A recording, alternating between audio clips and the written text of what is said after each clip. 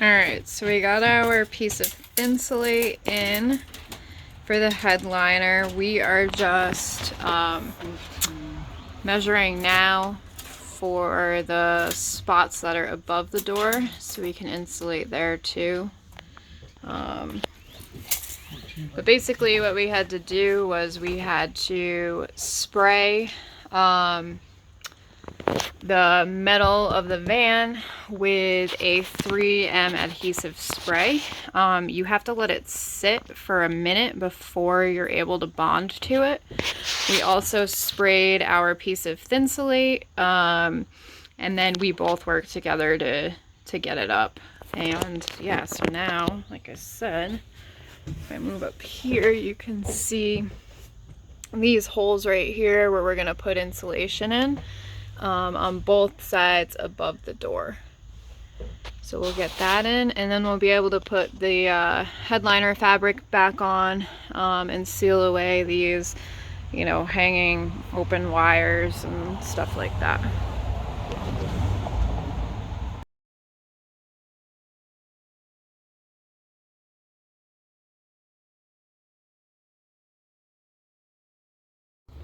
Alright, so I'm cutting a final piece of Thinsulate for the headliner.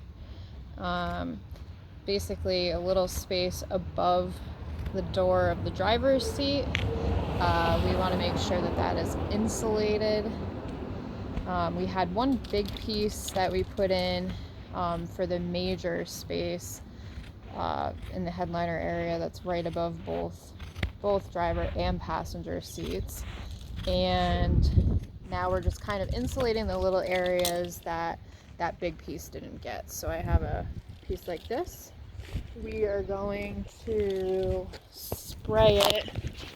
Let me get the spray I can show you. We're using a 3M spray adhesive high strength spray. That basically will get sprayed to that area right there.